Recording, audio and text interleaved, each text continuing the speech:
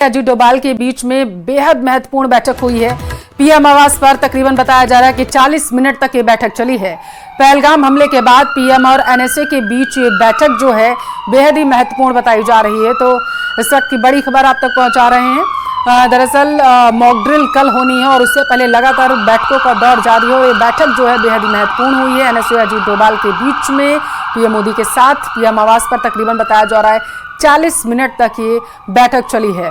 पहलगाम हमले के बाद पीएम और एनएसए के बीच में ये बैठक बेहद ही महत्वपूर्ण मानी जा रही है, क्योंकि बीते दिन जब बैठक हुई थी उसके बाद निर्देश दिए गए कि बॉर्डर से सटे राज्यों में मॉक ड्रिल की जाएगी और उसके बाद तैयारियां जो हैं वो तेज कर दी गई मॉक ड्रिल को लेकर के। दूसरी तरफ ये बैठक अपने आप में बेहद महत्वपूर्ण है। बताया जा रहा है कि कई तरीके की रणनीति पर इस बैठक में मंथन किया गया। 40 मिनट तक ये बैठक चली है।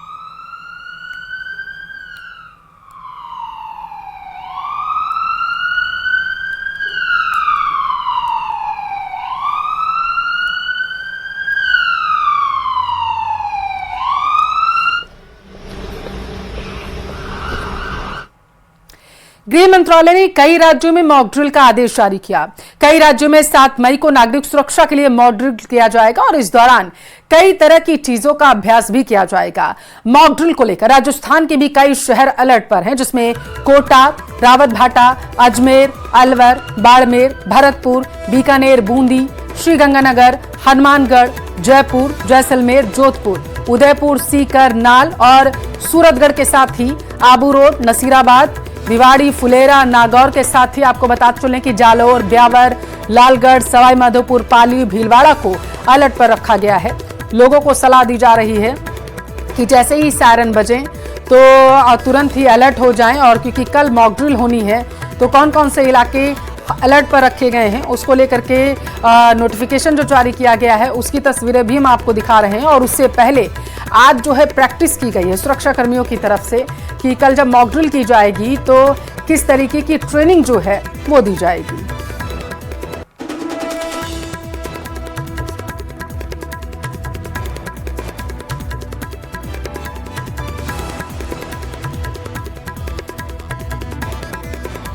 तो देखिए राजस्थान के भी कई शहर पूरी तरीके से अलर्ट मोड पर रखे गए हैं और उसकी तस्वीरें में भी हम आपको दिखा रहे हैं। राजस्थान में बात करें कि अजमेर और बाड़मेर से लेकर के जोधपुर, कोटा और सवाई माधोपुर को अलर्ट पर रखा गया। कई इलाकों में दरअसल मॉक ड्रिल की आज से ही तैयारी जो है शुरू कर दी गई है। लगातार हम आपको तस्वीरें भी दिखा रहे हैं। दरअसल जो आम नागरिक है उनको ट्रेनिंग दी जाएगी, उनको दिखाया जाएगा कि किसी तरीके की अगर अव्यवस्था फैलती है और युद्ध जैसे हालात अगर बनते हैं तो उस दौरान जैसे ही सायरन बजता है तो उनको सबसे पहले क्या करना है, बंकरों में जाना है, कौन कौन से सुरक्षित इलाके हैं जहां पर वो जा सकते हैं और इसके अलावा एक दूसरे की मदद कैसे कर सकते हैं। जो सुरक्षा कर्मी वहां पर तैनात होंगे वो अगर कोई गाइडलाइन जारी करते हैं और कोई कार्य करते हैं वहां पर तो उनकी सुरक्षा जो है मुहैया करवाने के लिए तो उनको कैसे अपना सहयोग देना है, इसको लेकर के लगातार जो है चर्चाएं की जा रही हैं। और 7 मई को सुरक्षा मॉक ड्रिल होगी। आम नागरिकों और छात्रों को ट्रेनिंग जो है दी जाएगी। हमले के वक्त सुरक्षा कर्मी जो है ट्रेनिंग देते हुए नजर आएंगे। ड्रिल के दौरान ब्लैकआउट की तैयारी दरअसल होगी। प्लांट्स और संस्थाओं को छिपाने की व्यवस्थाएं की जाएंगी और इसी के साथ ही किस तरीके की तैयारियां की जाएंगी इसको लेकर के तस्वीरें जो निकल कर सामने आ रही हैं हम आपको बता रहे हैं। दरअसल पहलगाम हमले के बाद से लगातार बैठकें हो रही हैं। बीते दिन जब बैठक हुई तो फैसला लिया गया कि किसी भी परिस्थिति से निपटने के लिए आम नागरिक को तैयार किया जाए और उन्हें बताया जाए कि जब युद्ध जैसे हालात बनते हैं तो क्या तस्वीरें हमें देखने को मिलती हैं और उन्हें अपनी सुरक्षा के लिए सबसे पहले कौन से कार्यों को करना है। और यही वजह है कि बैठक में कहा गया कि बॉर्डर से सटे खासकर जो इलाके हैं वहां पर अलर्ट जारी कर दिया गया है। कल मॉक ड्रिल की जाएगी। सभी अधिकारियों को निर्देशित कर दिया गया था कि सुरक्षा के लिहाज से वो मीटिंग ले और ट्रेनिंग जो है तुरंत शुरू करवा दी गई थी सुरक्षा कर्मियों की। एनडीआरएफ, एसडीआरएफ के जवान भी तैनात थे। कई इलाकों पर आज ही जो है वो ट्रेनिंग दी जा रही है सुरक्षा कर्मियों को कि कल जब मॉक ड्रिल की जाएगी तो आम नागरिकों को वो तैयार कर सके किसी भी स्थिति से निपटने के लिए। मॉक ड्रिल को लेकर के पूरी तैयारी जो है प्रशासन की तरफ से की जा रही है और जो तैयारियां की तस्वीरें सामने निकल कर आई हैं उनको भी हम आपको दिखा रहे हैं और ग्राफिक्स के जरिए भी समझाने की कोशिश कर रहे हैं कि 7 मई को जब सुरक्षा मॉक ड्रिल होगी तो क्या तस्वीरें देखने को मिलेंगी। बीकानेर में मॉक ड्रिल की तैयारियों को लेकर कलेक्टर नम्रता विश्नोई, एसपी कावेंद्र सागर ने सिविल डिफेंस कार्यालय का निरीक्षण किया। सिविल डिफेंस के संस्थानों को देखा और इस दौरान एडीएम सिटी रमेश देव और सिविल डिफेंस के अधिकारी उनके साथ मौजूद रहे हैं जब वो निरीक्षण करने के लिए पहुंचे थे। दरअसल 7 मई को मॉक ड्रिल है, यानी कि कल। केंद्र सरकार ने देश के कई जिलों को दिशा निर्देश दिए हैं। खासकर अधिकारियों को निर्देशित किया गया है कि वो सुरक्षा के सभी पैमानों को बारीकी से परखें और इसी सिलसिले में ये औचक निरीक्षण किया गया है। जिस हिसाब से निर्देश प्राप्त होंगे उस हिसाब से तैयारी कर ली जाएगी। वैसे हमारी सभी जो फैसिलिटीज हैं वो अलर्ट मोड। हमारे पास सिविल डिफेंस का जो भी इक्विपमेंट था वो सारा हमारे पास प्रॉपर है। पुलिस के पास जो इक्विपमेंट होते हैं वो भी प्रॉपर है। आगे जो भी निर्देश हमें सरकार से मिलेंगे उस हिसाब से तैयारी करेंगे। हमारा स्टॉक ऑलरेडी जो OIC हैं वो देख रहे थे और हमने भी उसका पूरा स्टॉक ले लिया। गृह मंत्रालय के निर्देश के बाद कल पूरे प्रदेश में मॉक ड्रिल का आयोजन किया जाएगा, क्योंकि जिस तरह से तनाव के हालात पाकिस्तान को लेकर बने हुए हैं उसको लेकर सभी स्तर पर तैयारियां की जा रही है। बीकानेर सिविल डिफेंस की टीम भी अपने संसाधनों को पूरी तरीके से चेक कर रही है और इसके साथ साथ जिले के जो आला अधिकारी हैं वो भी सभी सामानों को चेक करने में जुटे हुए हैं। हमारे साथ सिविल डिफेंस के इंचार्ज हैं नंदराम जी, उनसे बात करते हैं। जी सर, जो कल मॉक ड्रिल होनी है, किस तरह की तैयारियाँ विभाग की तरफ से चल रही है? सर, जैसे भी उच्च अधिकारी को निर्देश मिलेंगे उस हिसाब से हम इसको अंजाम देंगे। तो क्या अभी तक जो सिविल डिफेंस के पास क्या माना जाए, क्या पूरे माकूल सिस्टम्स हैं अपने लिए मॉक ड्रिल के लिए, और किस तरह के जो सायरन्स वगैरह बजने की एक बात आ रही है, तो कितने बीकानेर में सायरन्स हैं, कैसे क्या कुछ कार्रवाई की जाएगी इसमें? सायरन्स आज की तारीख में 10 लगे हुए हैं। वो सारी मैनुअली इलेक्ट्रिक बड़े सायरन है, चालू है। उसके संसाधन पूरे हैं? हाँ, चालू है। तो अभी तक कोई निर्देश आए हैं कि किस तरह से क्या मॉक ड्रिल होगी? अभी तक कोई निर्देश नहीं आए। जैसे उच्च अधिकारी आदेश मिलेंगे उसकी पालना की जाएगी। बस सिविल डिफेंस तो वैसे भी ऑलरेडी अलर्ट रहता है, तो क्या सभी चीज़ें आप लोगों के पास है, ऐसे संसाधन जिससे जो बचाव राहत का काम किया जा सके? लगभग है सब। आप भी सिविल डिफेंस से ही हैं, तो क्या मानते हैं कितनी तैयारी है अपनी मॉक ड्रिल को लेकर? हमारी मॉक ड्रिल को लेकर के कंप्लीट तैयारी है। ब्लैकआउट के लिए है या जो भी है, क्या करना है, एयर रेड प्रोटेक्शन, क्योंकि सिविल डिफेंस का जो गठन है वो एयर रेड के हिसाब से ही हुआ है। तो जो भी हमें तैयारी करनी है, पहले क्या करना है, दौरान क्या करना है, वो कल जब भी हमें बताई जाएगी उस समय हम मॉक ड्रिल करवाएंगे और उसमें लोगों को अवेयरनेस भी देंगे और जो अलग संस्थाएं होगी उनको भी हम जो भी कलेक्टर ने भी यह निर्देश दिए होंगे आप लोगों को, और किस तरह का जो है सामान वगैरह को चेक किया है अधिकारियों ने? वो अलग अलग आपदाओं से अलग अलग संबंधित है। वो कल तो जैसे एयर रेड होगी तो उसमें ज़्यादा आगजनी है या क्या जो है, तो उससे हमारी ऑलरेडी से पहले से टीमें है, तो वो अपने अपने वार्ड वाइज अपना काम करेगी। वो अधिकारियों की तरफ से कोई विशेष निर्देश दिए गए?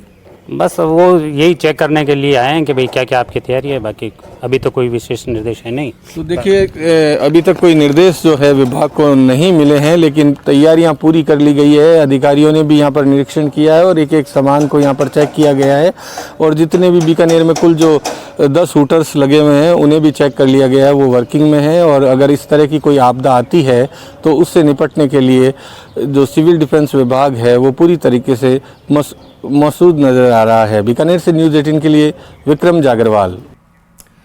तो वहीं सरहदी जिले बाड़मेर में भी मॉक ड्रिल तेज कर दी गई है। लोगों का कहना है कि 1965 और 1971 के युद्ध में वो तैयार थे, जहां स्थानीय लोगों ने सेना के जवानों की मदद की थी। साथ ही लोगों ने कहा है कि भारत के नेतृत्व में पूरा विश्वास है, अगर युद्ध हुआ तो हम सेना के कंधे से कंधा मिलाकर मदद करेंगे। पहलगांव में आतंकवादियों द्वारा बेगुनाह लोगों को मौत के घाट उतारने के बाद में भारत और पाकिस्तान के बीच में जिस तरीके की तनाव की स्थिति बनी है, उसके बाद कल जो है वो पूरे देश के अंदर कई जिलों के अंदर यहाँ पर मॉक ड्रिल की जाएगी कि अगर युद्ध की स्थिति बनती है तो कैसे बचा जा सकता है और किस तरीके से हमें अपने आप को सुरक्षित रखना है। गढ़ा रोड पर जहां पर हम बातचीत करेंगे कि रमेश जी बताइए किस तरीके की उस समय की परिस्थितियां हुई, कैसे उस समय जब युद्ध का स्थिति बनी तो यहाँ के लोगों ने भागने से ज़्यादा उचित यही समझा कि सीमा पे सेना का साथ देके और पूरी तैयारी के साथ रहेंगे।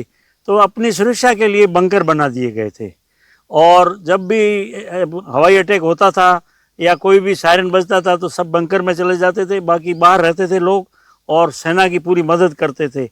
जैसा जिसमें भी होता था, खाना बनाने से लेके और सामान डंपिंग करना, ये सब आम सिविलियन करते थे। और आज भी हर एक का जज्बा यही है, चाहे 1965 का युद्ध था उस समय कम संसाधन होने के बावजूद भी यहाँ के लोगों ने पूरी ताकत अपनी झोंक दी थी और एकोत्तर में तो 12 घंटे ही युद्ध चला और छोर तक हम पहुँच गए थे। और उसमें भी लोगों ने जितनी भी फौज यहाँ आई स्टेशन पे, यहाँ उनके खाने पीने की व्यवस्था गांव के द्वारा स्वयंसेवी संस्थाओं के द्वारा पूरी तरह से की गई। कंधे से कंधा मिला के हर जाति के लोगों ने उसमें सहयोग किया और सारे लोग उसके साथ रहे।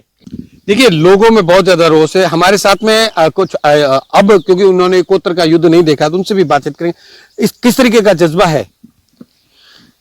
अभी पिछला जो कारगिल के समय मैंने देखा था, कारगिल की स्थिति में जब सेनाएं आई, जहाँ टैंक्स आए यार, तब गांव के लोगों ने अपने परिवार को बाहर शिफ्ट कर दिए थे। गांव के लोग यहाँ रहते, उनके टीलों के ऊपर साधन उपलब्ध है, यहाँ के ऊंट गाड़े वगैरह उपलब्ध कराए। यहाँ की स्वयंसेवी संस्थाओं ने, यहाँ के व्यापारियों ने और स्थानीय लोगों ने भी एक रसोई भोजन बनाना शुरू कर दिया। रेलवे के ऊपर उनको टिफिन देना शुरू कर दिया, नाश्ते देना शुरू कर दिया। गाड़ा रोड से प्रेमनंद था, न्यूज़ 18 बाड़मेर। भारत और पाकिस्तान के बीच तनाव बढ़ने पर गृह मंत्रालय ने सीमावर्ती राज्यों में मॉकड्रिल का आदेश दिया। 7 मई को बताया जा रहा है 244 जिलों में हवाई हमले की चेतावनी के सायरन बजेंगे और ब्लैकआउट होगा, जिसके लिए जोधपुर में मॉकड्रिल को लेकर तैयारियां शुरू कर दी गई हैं। आज पूरे दिन ही मॉकड्रिल को लेकर के तैयारियां की गई हैं। कल की मॉकड्रिल होनी है और इससे पहले कितना तैयार जोधपुर है, इसको लेकर के सुरक्षा बल के जवानों से तैयारियां की जा रही हैं और अधिकारी पूरी तरीके से निरीक्षण करते हुए नजर आ रहे हैं। तो कल जो है वो मॉकड्रिल होनी और उससे पहले तैयारियां तेज कर दी गई हैं। राहत टीमों को अलर्ट मोड पर रखा गया है।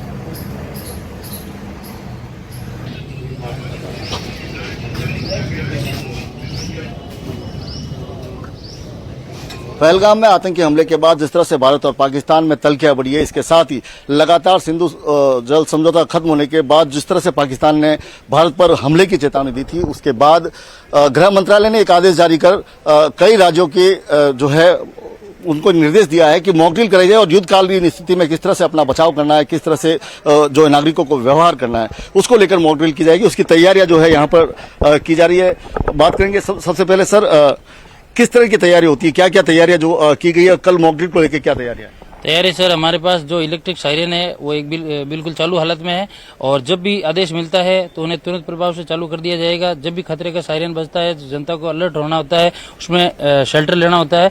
उसके बाद में कुछ ही देर बाद में क्लियरेंस का सायरन बजता है, उसके बाद पता चलता है जनता को भाई क्लियर हो गया, ऐसा कोई खतरे का नहीं है। और हमारी तैयारी में सर हमारे वाहन तैयार है, टीम 24 घंटा तैयार रहती है, नागपुर से टीम जोधपुर। सर बात करें तो कुल 18 सायरन तो इलेक्ट्रॉनिक है, इसके अलावा 3 चल सायरन है। किस तरह से काम करते हैं ये? जो चल सायरन है जो भी है उनको हम जैसे भी कहीं पे कोई सायरन नहीं बजता है, यहाँ पे कहीं सायरन की आवाज़ नहीं पहुँचती है तो वहाँ पे इसको ले जाके बजाया जाता है। बाकी एक सायरन की जो रेंज रहती है वो 3 से 4 किलोमीटर तक की रहती है और जो 18 सायरन जो चालू कंडीशन में है वो सब भी चलते हैं। और ये ऐसा करना है जैसे ग्रामीण एरिया में कहीं भी जहाँ कहीं सुनाई नहीं देता या कहीं पर नहीं पहुँच रहा है तो वहाँ पर ये ले जाके हम बजा के उनको सूचित करते हैं। जहाँ पर सायरन नहीं पहुँच रहा है, सायरन की आवाज़ नहीं पहुँच रही है, वहाँ पर ये जो ये सायरन है जो मूवेबल है, इसको ले जाया जाता है। ये इस तरह से बजाया जाता है, आप देख सकते हैं जब लीवर को घुमाया जाता है तब जो है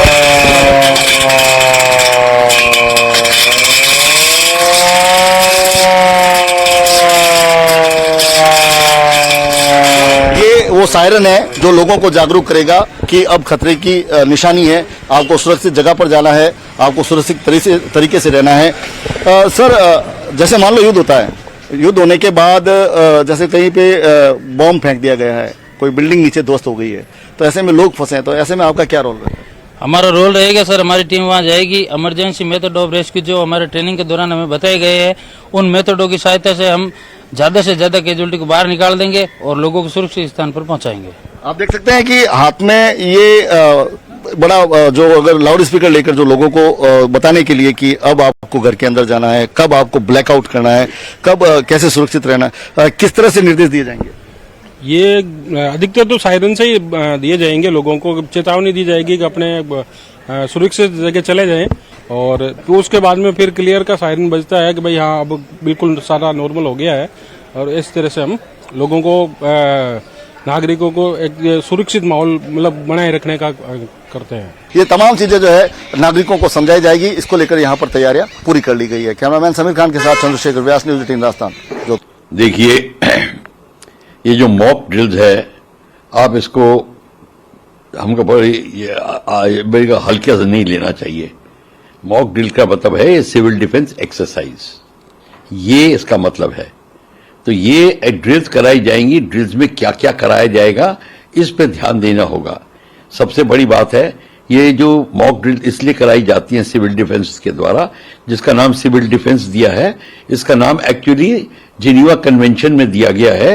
ये एक इंटरनेशनल ह्यूमैनिटेरियन लॉ का अंग है। खुशकिस्मती से मैं इसमें पढ़ाता हूं, इसका इंस्ट्रक्टर हूं। जिनीवा में मैंने इसका पूरा कोर्स किया हुआ है। सिंपल सी चीज ये है, ये प्रोटेक्ट करता है अपने सिविलियंस को जिनके ऊपर संकट आता है लड़ाई के दौरान। देखिए, इस सिचुएशन को देखते हुए स्पाई कॉल्स में बढ़ोतरी हुई है और पहले ही मैंने और कलेक्टर साहब ने इसके बारे में डिटेल मीटिंग ले ली थी, सभी अधिकारियों को सजग कर दिया था। इस तरह की कॉल्स में जनरली जो भी कॉलर है वो अपने आप को कोई न कोई आर्मी का या किसी और इंस्टीट्यूशन का अधिकारी बताकर, कोई इमरजेंसी सिचुएशन बता करके इन्फॉर्मेशन लेने का प्रयास करता है। तो इस संदर्भ में जैसलमेर जिले के सभी अधिकारी सजग हैं। आपके चैनल के माध्यम से मैं आम जनता को भी रिक्वेस्ट करना चाहूँगा, अगर कोई व्यक्ति आपके स्पेशली जो लोग डिफेंस एस्टेब्लिशमेंट या कोई क्रिटिकल इंफ्रास्ट्रक्चर के आसपास रहते हैं, कोई इन्फॉर्मेशन लेना चाहे, कुछ और अधिकारी बनकर के आपसे बात करना चाहे, तो कोई भी इन्फॉर्मेशन डाइवर्ज ना करें और पुलिस को सूचना दें। पहलगाम आतंकी हमले को लेकर एक बहुत बड़ा खुलासा हुआ। जम्मू कश्मीर में आतंकियों के 70 ठिकानों का खुलासा हुआ है। पहाड़ और जंगलों में 70 ठिकाने आतंकियों के मिले हैं। आतंकियों के कई ठिकानों में महीने भर का राशन भी मिला। सुरक्षा बल ने सभी आतंकी ठिकानों को ध्वस्त कर दिया है। ऐसी जानकारी निकलकर सामने आ पा रही है। तो ये बहुत बड़ा अपडेट निकलकर सामने आया है। दरअसल पहलगाम में हुए आतंकी हमले के बाद से लगातार सुरक्षा बल के जवान पूरे इलाके को सर्च कर रहे हैं। चप्पे चप्पे पर नजर बनाई जा रही है, जंगलों की खाक छानी जा रही है। और अब ये बड़ा अपडेट निकलकर सामने आया है। आतंकियों के 70 ठिकाने जो हैं वो देखे गए हैं और इनको पूरी तरीके से ध्वस्त कर दिया गया है सुरक्षा बल के जवानों की तरफ से। तस्वीरें निकलकर सामने आई हैं, आपको दिखा रहे हैं। हैरानी की बात यह है कि बताया जा रहा है इनमें महीने भर का राशन था। ये जो ठिकाने मिले हैं आतंकियों के, फिलहाल के लिए इन्हें निस्तानाबूद कर दिया गया।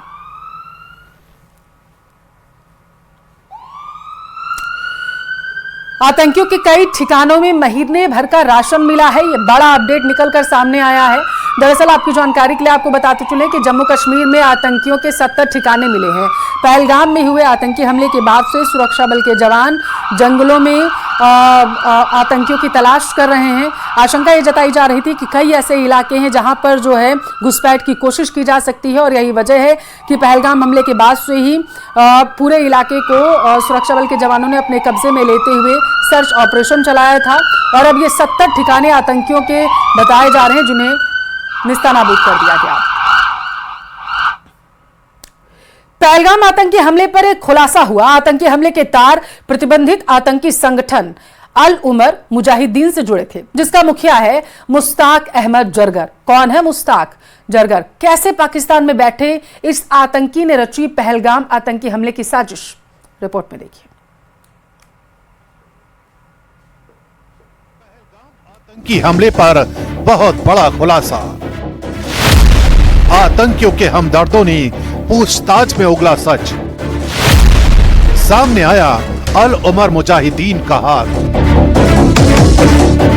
पहलगाम आतंकी हमले की जांच में एक बार फिर वही नाम सामने आया है जिसे भारत कभी कंधार हाईजैक में छोड़ने को मजबूर हुआ था, और वो नाम है मुश्ताक अहमद जरगर। मुश्ताक अहमद जरगर आतंकी संगठन अल उमर मुजाहिदीन का मुखिया है। मुश्ताक अहमद जरगर वही आतंकी है जिसे 1999 में हुए कंधार हाईजैक के दौरान मौलाना मसूद अजहर के साथ छोड़ा गया था। NIA सूत्रों के हवाले से मिली जानकारी के मुताबिक जरगर के संगठन अल उमर मुजाहिदीन के समर्थकों ने इस हमले में ओवरग्राउंड वर्करों की मदद की थी।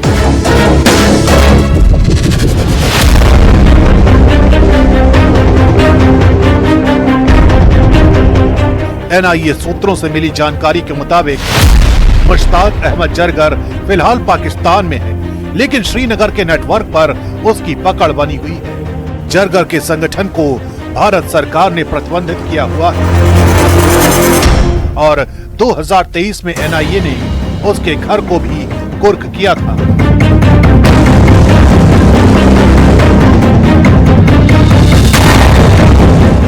एनआईए की जांच में यह भी सामने आया है कि जरगर के नेटवर्क ने हमले की प्लानिंग और लोकल सपोर्ट में सीधा रोल निभाया।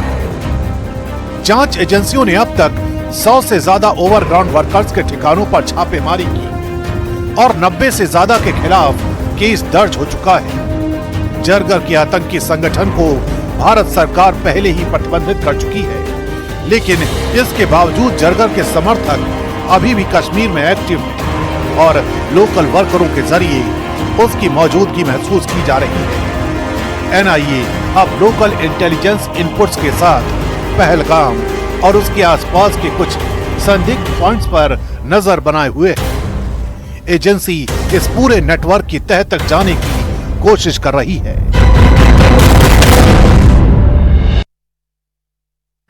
जम्मू कश्मीर के श्रीनगर की डल झील के हर हिस्से में मॉकड्रिल की गई। एसडीआरएफ की तरफ से यहां पर मॉकड्रिल करवाई गई है। एसडीआरएफ ने अपनी नई तकनीकी क्षमताओं के साथ एक विशेष मॉकड्रिल का यहां पर प्रदर्शन किया है, जिसकी तस्वीरें भी हम आपको दिखा रहे हैं। गृह मंत्रालय के एडवाइजरी से ठीक एक दिन पहले यहां पर मॉकड्रिल जो है वो की गई थी और इसे बाकायदा जो छात्र हैं उन्हें दिखाया गया, उन्हें देखिए कैसे बचना है उसके बारे में जानकारी दी गई। 2 तस्वीरें आपको दिखा रहे हैं। एक पहली तस्वीर आप देख पा रहे हैं जहां पर जो छात्र हैं वो आपको नजर आ रहे होंगे। अगर किसी तरीके की अव्यवस्था घटित होती है, हमला होता है, तो कैसे एक दूसरे की सहायता करनी है, सुरक्षा बल के जवान जो उनकी मदद करने के लिए आएंगे उनका सहयोग किस तरीके से करना है, इसके बारे में जानकारी दी गई और छात्र मॉकड्रिल करते हुए नजर आए हैं। दरअसल कल जो है वो मॉकड्रिल का आयोजन किया गया और उससे पहले आज प्रतीकात्मक रूप से यहाँ पर जो है छात्रों को ट्रेनिंग दी जा रही है। श्रीनगर से ये तस्वीर आपके टेलीविजन स्क्रीन पर। दूसरी तस्वीर में आप देख पा रहे हैं कि डल झील में जो नाव है उसके जरिए किस तरीके से आम नागरिक वहां पर जो होंगे उनको बचाया जाएगा, इसके बारे में ट्रेनिंग जो है आम नागरिकों को दी गई है और इसके साथ साथ रिहर्सल करते हुए जो जवान है वो भी नजर आए हैं। तो जम्मू कश्मीर के श्रीनगर से बड़ी खबर आपके टेलीविजन स्क्रीन पर है, जहां पर डल झील में के हर हिस्से में मॉकड्रिल का आयोजन किया जा रहा है। एसडीआरएफ की टीम ने यहाँ पर मॉकड्रिल किया है। सुरक्षा के लिहाज से हर एक कदम यहाँ पर उठाया जा रहा है। हमने देखा कि मॉक ड्रिल हुई है आज यहाँ पे, हालांकि एमएचए की तरफ से भी एडवाइजरी है कि कल अराउंड 244 डिस्ट्रिक्ट्स में मॉक ड्रिल होने वाली है। किस तरह से हमने देखा आज काफ़ी हाई इक्विपमेंट्स हैं जो यूज़ किए गए हैं यहाँ पे? जी, बेसिकली ये मॉक ड्रिल्स तो हमारी होती ही रहती हैं और ये एक रूटीन अफेयर है ताकि हम लोग खुद अपनी कमियों को भी जांच सकें और अपनी प्रिपेयर्डनेस को भी जांच सकें।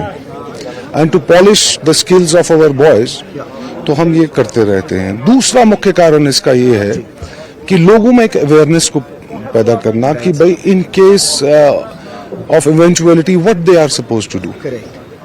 और साथ में जो सर्विस प्रोवाइडर्स हैं हमारे, जैसे ये टूरिज्म एरिया है, काफी टूरिस्ट का आना होता है, डूज एंड डोंट्स क्या हैं, कैसे वो अपनी हिफाजत कर सकते हैं किसी भी इंसिडेंट से।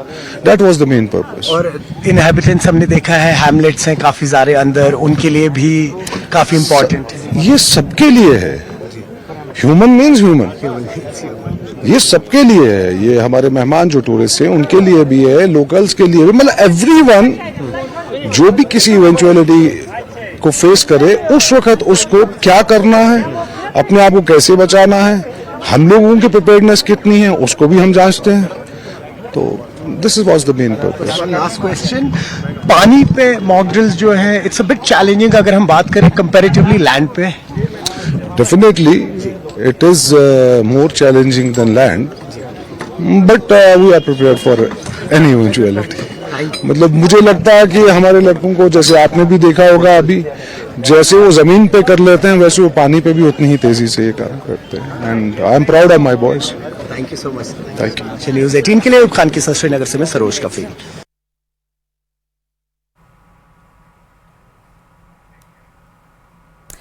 क्या कांग्रेस के नेता पाकिस्तान की भाषा बोल रहे हैं? ये सवाल इसलिए क्योंकि कांग्रेस के 2 नेताओं की चर्चा इस वक्त पाकिस्तान की मीडिया में हो रही है और जिस तरीके से पाकिस्तान में ये चर्चाएं हो रही हैं, आपको हम विस्तार से बताएंगे कि आखिर ये बयानबाजियां क्यों की जा रही। पहलगाम आतंकी हमले की जांच कर रही एजेंसियों ने दरअसल एक बड़ा खुलासा किया। सूत्रों के मुताबिक हमले में शामिल आतंकियों को पाकिस्तान के स्पेशल सर्विस ग्रुप कमांडो द्वारा मिलिट्री ट्रेनिंग दी गई थी। ये जानकारी जम्मू कश्मीर की जेलों में बंद लश्कर-ए-तैयबा के कैडरों से पूछताछ में मिली है।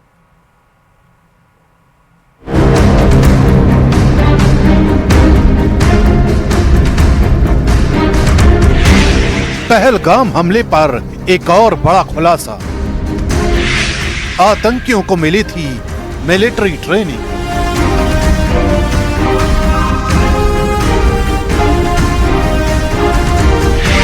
एसएसजी ट्रेनिंग ले चुके आतंकी घाटी में एक्टिव।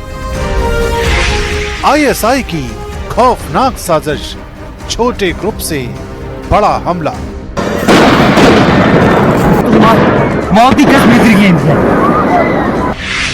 फिर बेनकाब हुआ पाकिस्तान। पहलगाम हमले से जुड़ी साजिश की परतें जैसे जैसे उधड़ रही हैं, पाकिस्तान की सच्चाई दुनिया के सामने आ रही है। इससे पहले कि हम इस नई कहानी की पूरी क्रोनोलॉजी बताएं, पहलगाम हमले से जुड़ी नई तस्वीरें आपको दिखाते हैं। ये सीसीटीवी वीडियो बैसरन घाटी के मार्केट का है। दोपहर 3:40 के आसपास इस वीडियो में आप देख सकते हैं कि कैसे अचानक बाजार में पैनिक क्रिएट हो जाता है। और अब आपको आतंकियों के हाइड आउट से जुड़ी ये तस्वीरें दिखाते हैं। इन्हीं तस्वीरों के बाद जांच एजेंसियों को ऐसे सबूत हाथ लगे हैं जो बताते हैं कि इस हमले में शामिल आतंकियों को पाकिस्तान की मिलिट्री ग्रेड ट्रेनिंग मिली हुई थी। पूछताछ में ये खुलासा हुआ है कि लश्कर से जुड़े कई आतंकियों ने जम्मू कश्मीर की जेल में बैठकर हमले की पूरी स्कीम बनाई थी। सूत्रों की माने तो घाटी में इस वक्त 15 से 20 ऐसे आतंकी कमांडर एक्टिव हैं जिन्हें पाकिस्तान के स्पेशल सर्विस ग्रुप यानी एसएसजी की ट्रेनिंग मिली है। ये दुर्दांत कमांडर विदेशी आतंकियों के छोटे छोटे ग्रुप को लीड कर रहे हैं और इनका मकसद है सुरक्षा बलों को ज्यादा से ज्यादा नुकसान पहुंचाना। जांच एजेंसियों को शक है कि इसके पीछे आईएसआई की बड़ी साजिश है। पिछले कुछ सालों में 3 बड़े जो आतंकी हमले हुए हैं, पहलगाम, गांदरबल, ये कोई संयोग नहीं है बल्कि एक तरह का प्रॉक्सी वार है और आईएसआई इसको पूरी तरीके से प्लान कर रहा है और अंजाम देने की कोशिश कर रहा है।